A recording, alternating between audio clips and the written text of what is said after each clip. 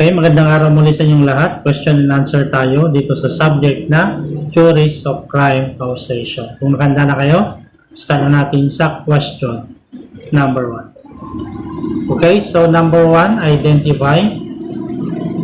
These theories assume everyone has the desire to commit criminal and deviant acts and seeks to answer why some people refrain from doing so.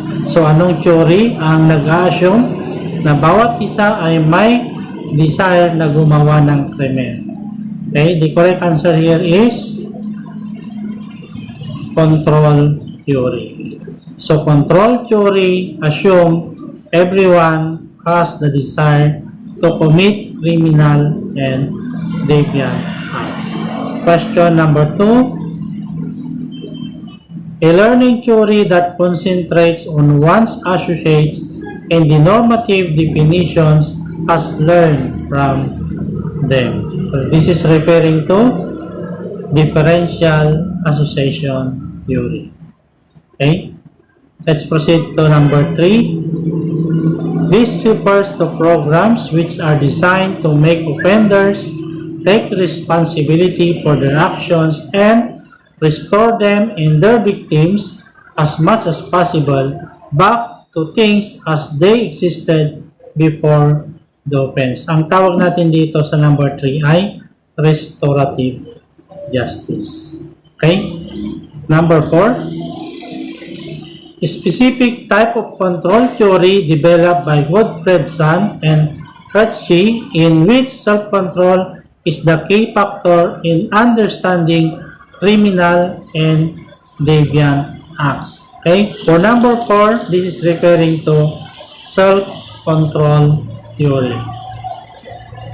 Let's proceed to number 5. This part of the personality contains this conscience of the individual. Okay, conscience of the individual. The number 5 refers to our super ego. Okay, number 6.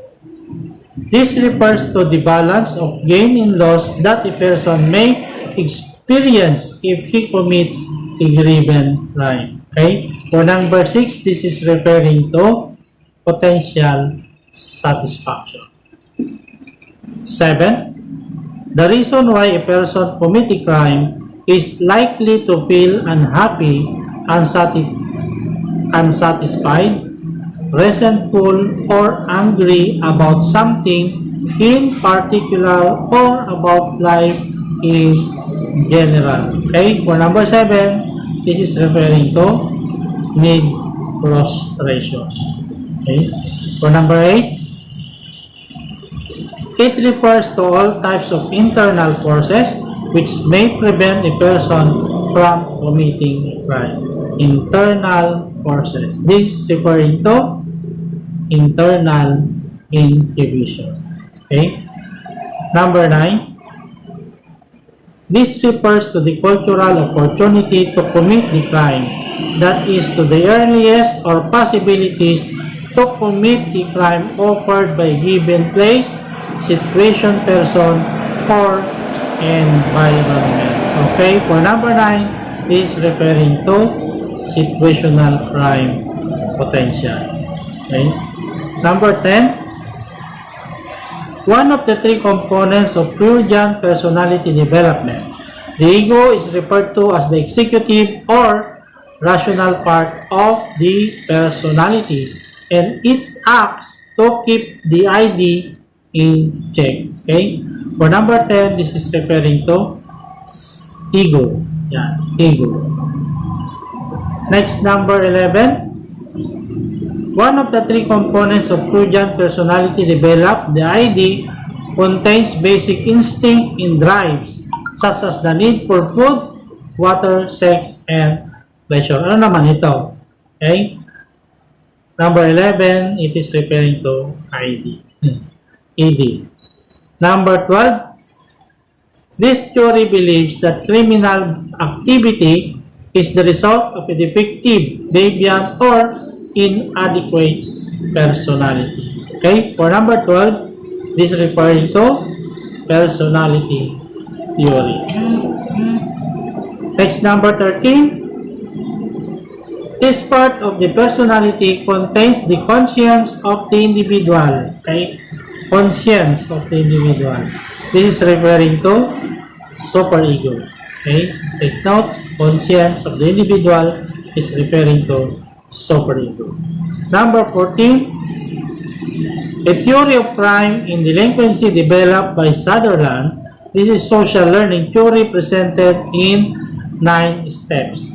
Criminality is basically the result of engaging in inappropriate behaviors exhibited by those with whom we interact.